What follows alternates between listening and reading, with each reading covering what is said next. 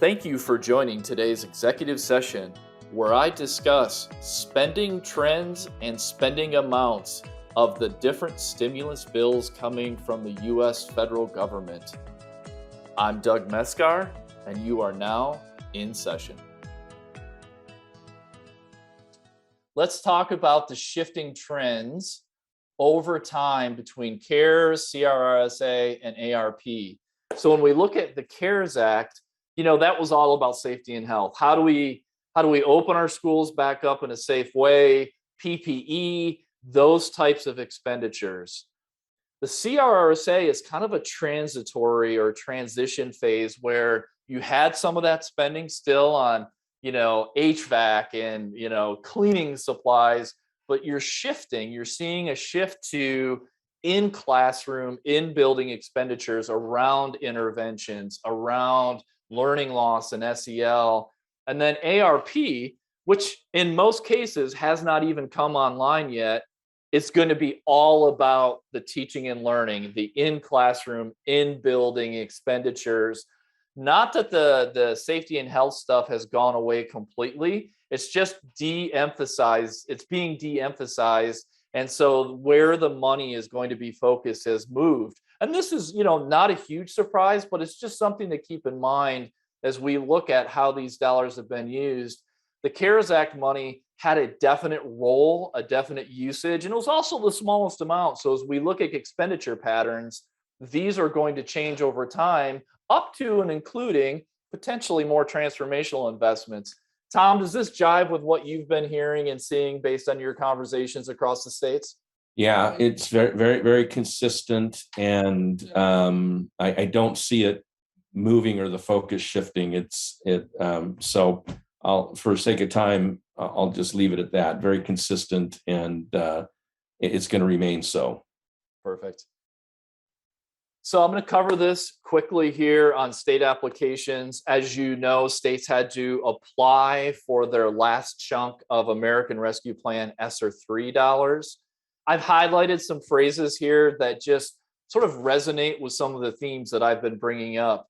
These dollars are meant to support the students most severely impacted, address longstanding inequities, but they want the thoughtful and timely use to have a lasting impact. How do you have a lasting impact with monies that run out? That is a question that a lot of people are wrestling with. And then the second paragraph gets to the accountability. So who's watching the store, right? How are we tracking the expenditure of these dollars? They're not related to any sort of accountability regime. It really comes down to transparency, reporting, collecting the data, and really showing, hey, did these dollars have an impact? Nobody wants to get the end of 2024 after $190 billion in stimulus funding and say, we're not really sure what impact these had. Or, there's a bunch of warehouses full of, unused stuff that didn't really have an impact. So this conversation around how are these dollars going to move the needle is growing in importance. So where are the states at? Adam, Florida finally got their application in. Tom, Idaho's been approved now for some time, but the green states are approved. The blue states, as of a couple of days ago, forgive me if this changed today, but the blue states had their applications in, but were not yet approved. Florida being the last state to come in a couple of weeks ago, which was the subject of a lot of controversy, but California, has still been out there with an unapproved plan, and they are obviously, there's a lot of kids there, a lot of spending there. So it's interesting when you look across these states who have not yet been approved, but we're closing in. 51 plans submitted, which includes DC. 44 have been approved, and then these 7 have not yet or will be approved shortly. So that's kind of the state of the states. I've got a link here if you want to go look at the individual plans. But what we've done here is look at, why are these plans important? So the first point is that the role of the SEA, or the state education agency, is sort of disproportionately important in these funds, right? So a lot of these decisions are going to be made at the local level, but the state had to submit this plan.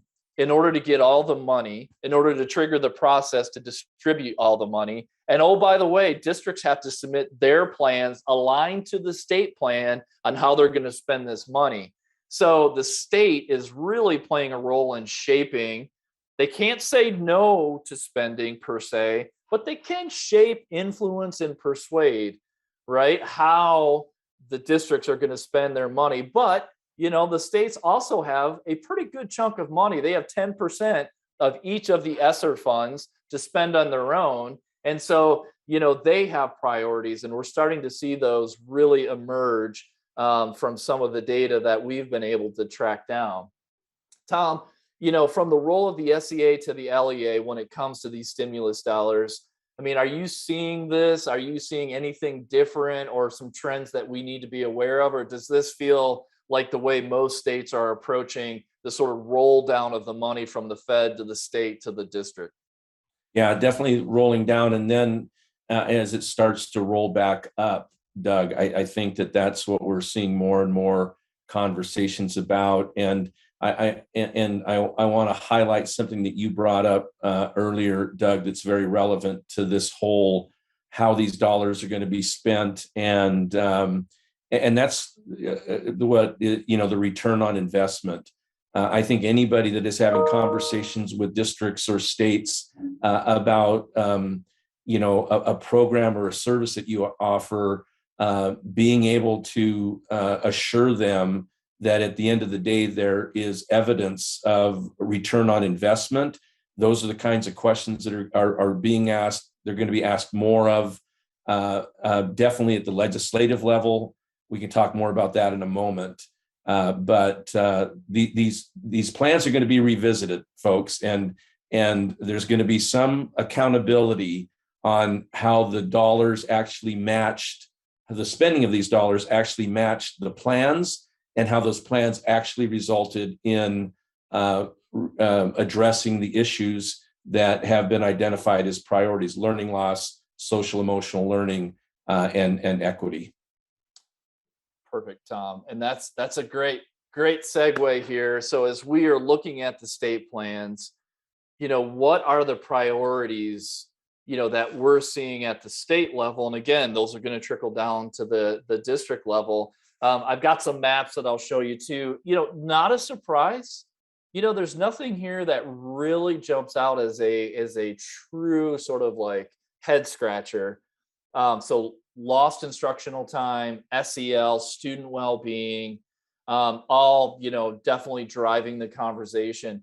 A lot around educators. As you all are familiar, there is a teacher shortage that's only getting worse. And so there is a lot of focus in these plans around pipeline. How do we get more teachers into classrooms? And then PD is certainly an articulated priority. Still a lot of focus in these American Rescue plans around technology and devices, around still acquiring the necessary technology and devices to really reach and teach all students.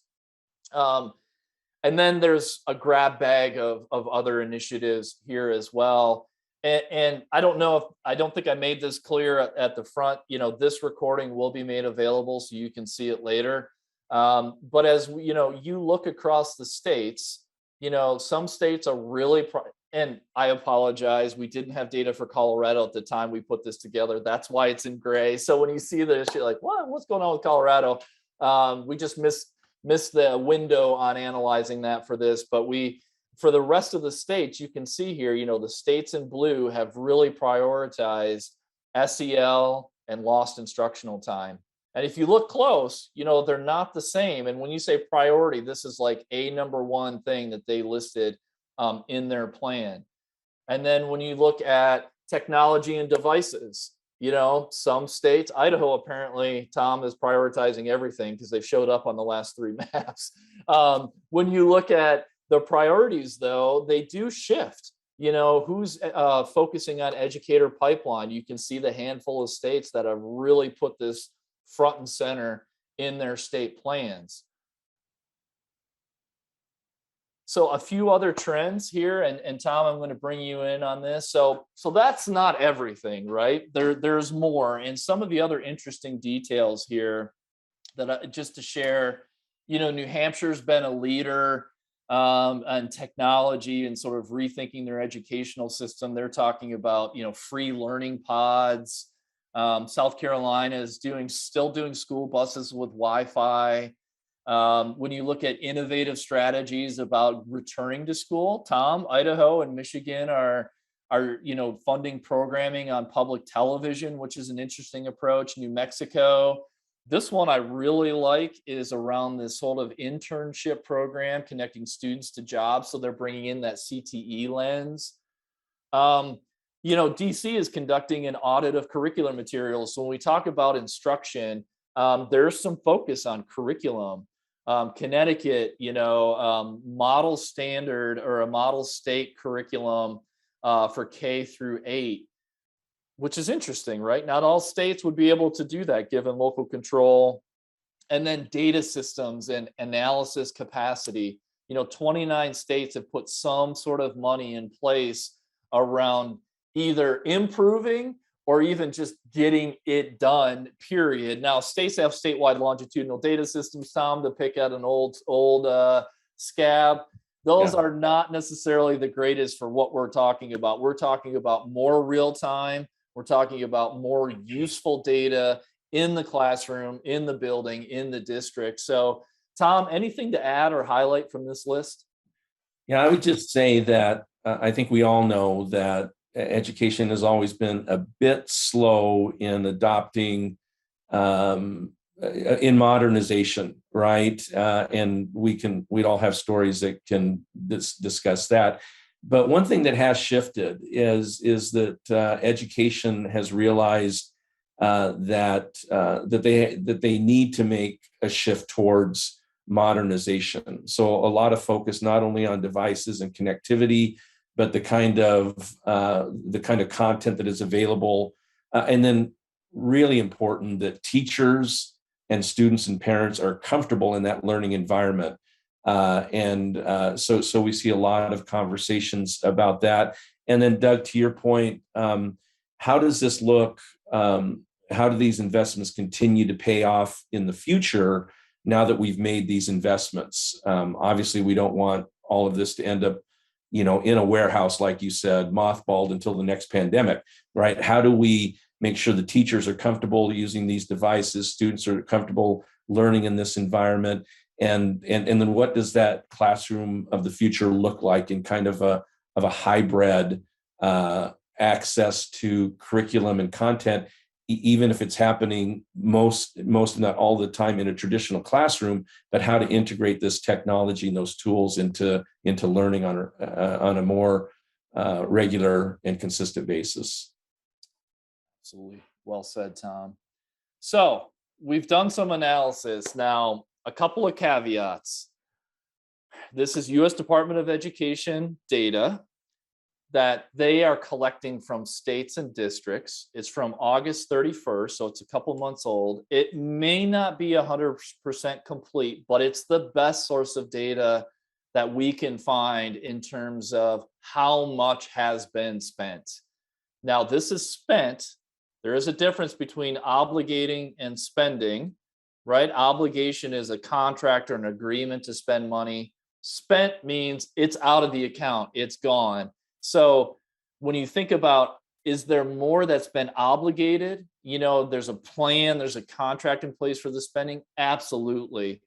But when we look at how much money's actually left the building, this is what we're finding when we analyze all of the state spending data. CARES Act, 73.5% has been spent. It's not actually easy to say. That number actually is lower than I thought, but I'm guessing the remaining 26.5% is probably accounted for, probably obligated, just has not yet been spent because the deadline for spending CARES Act money is September 30th of 2022, which is actually not that far away. So I would expect this meter, the speedometer, to keep going up. So of the CARES Act money, remember it was 13 billion, there's still about 3.5 billion that has not yet been spent. Now, the next graph, the next speedometer really surprised me. So the CRRSA, this was the December money, this is 54 billion. Only 11% has been spent. Now, it's first in, first out, usually accounting principles here. So they're spending down CARES Act before they get to CRRSA and way before they get to American Rescue Plan, which hasn't even really come into the picture yet. But this number surprises me. Only 11% has been spent.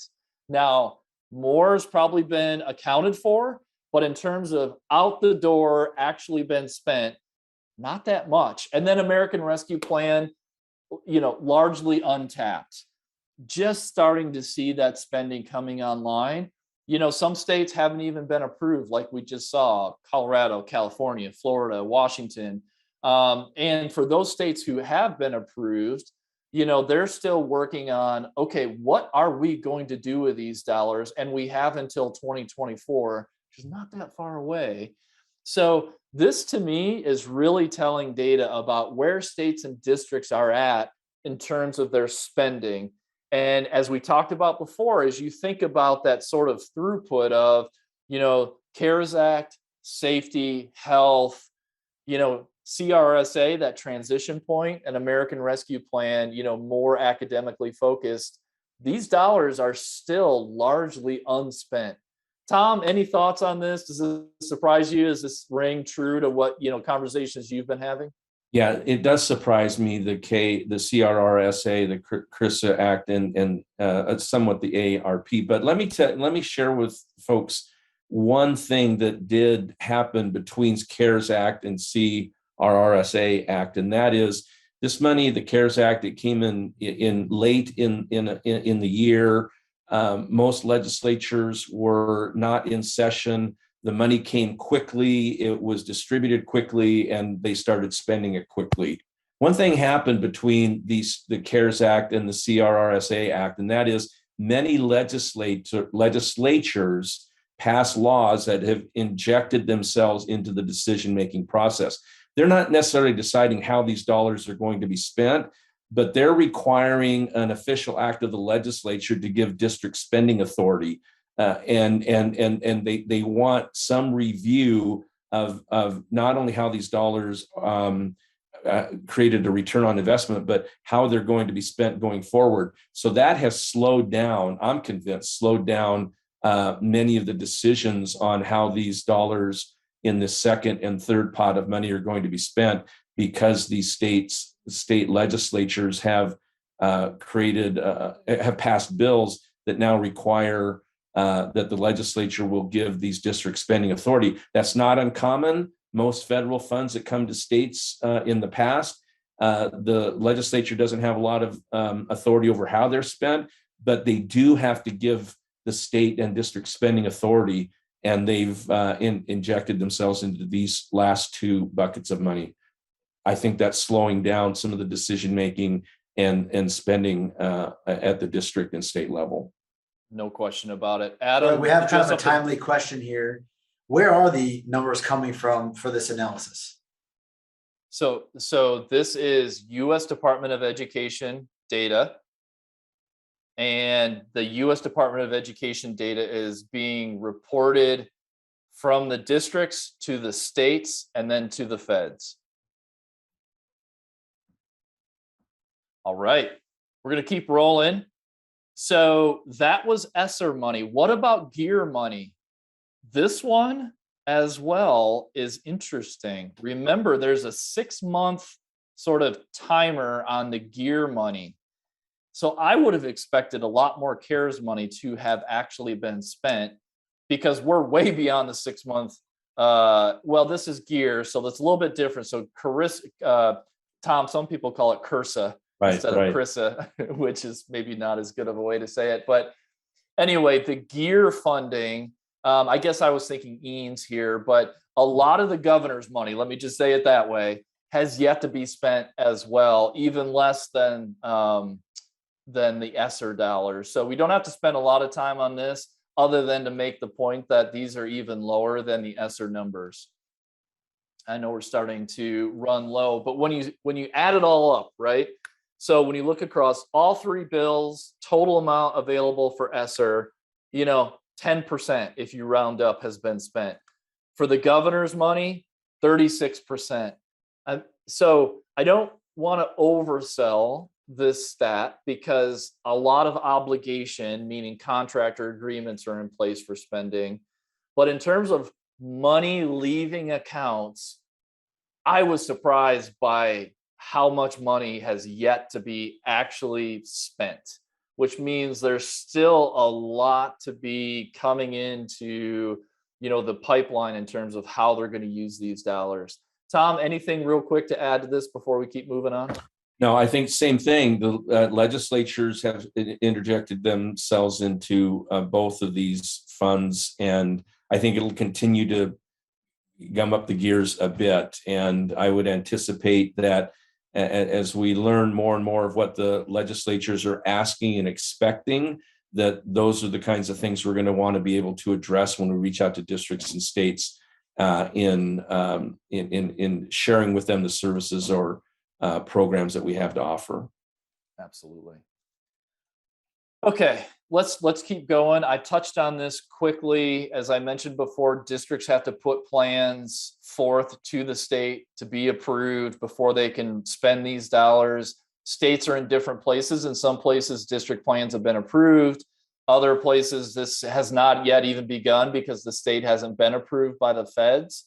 But just keep in mind, this process exists. And if you're curious about how a district is spending or planning to spend their money, you can look.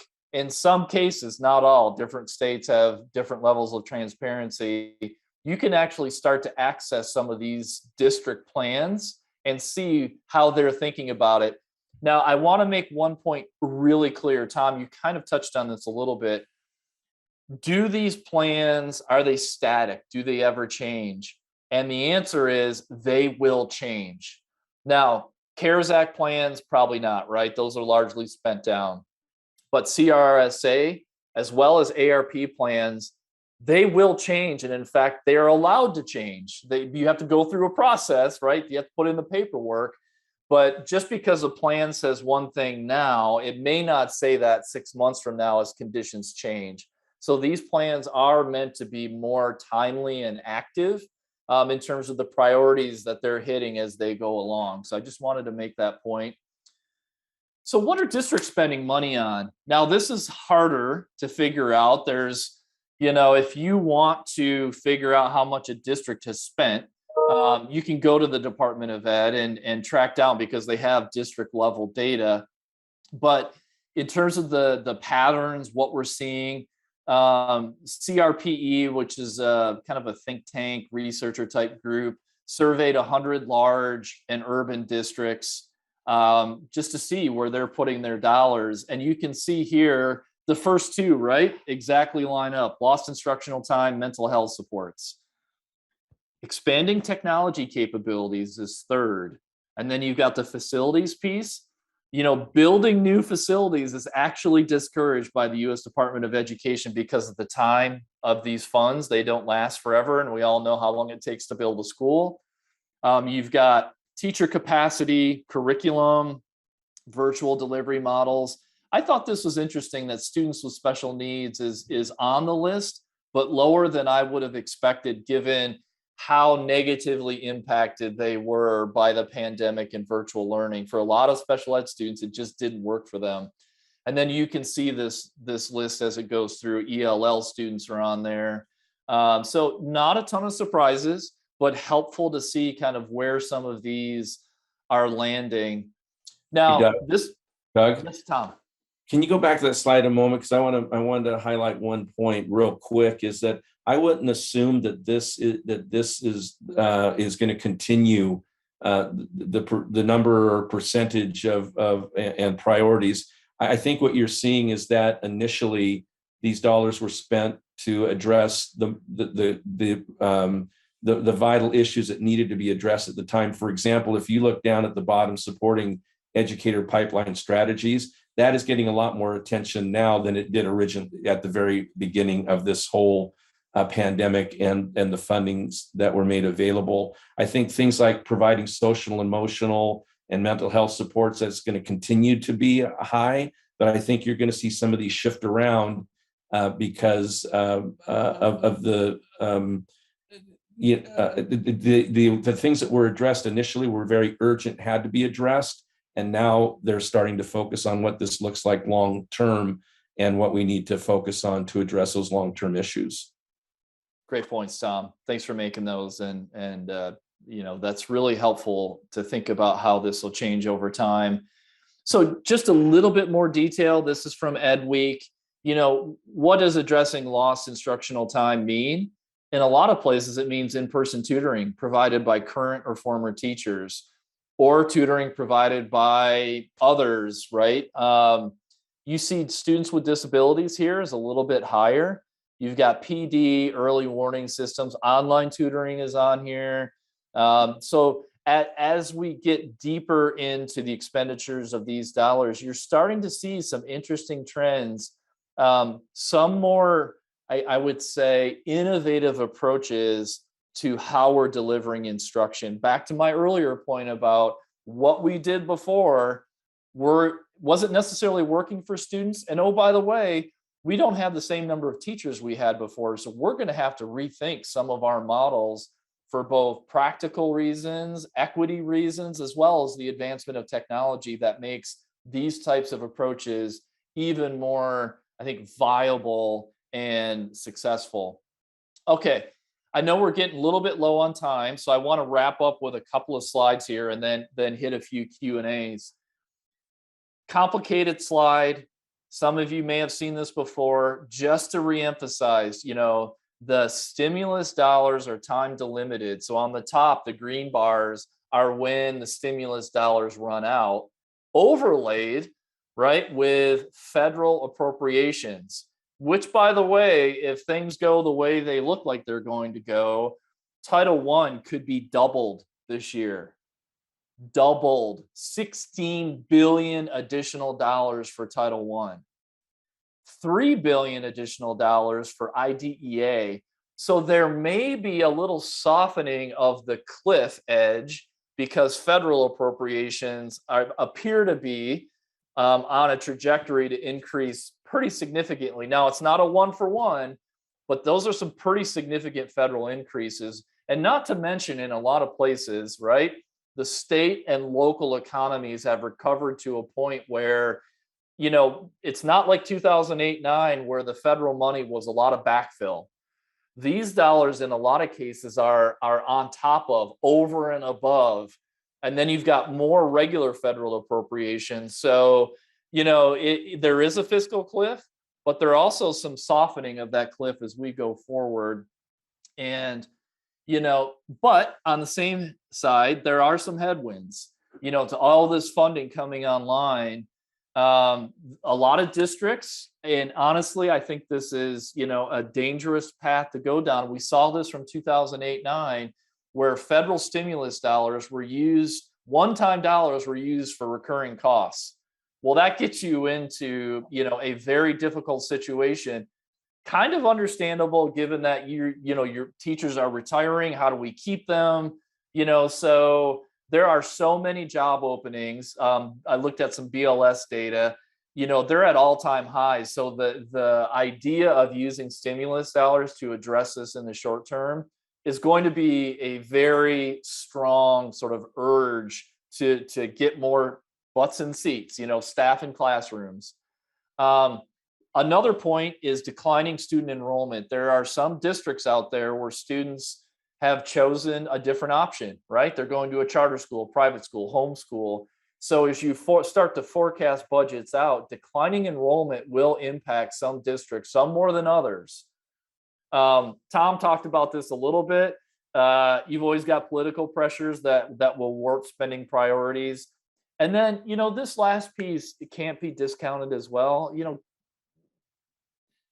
These folks are working their butts off, and a lot of people in district offices don't have sophisticated financial understanding, particularly school boards.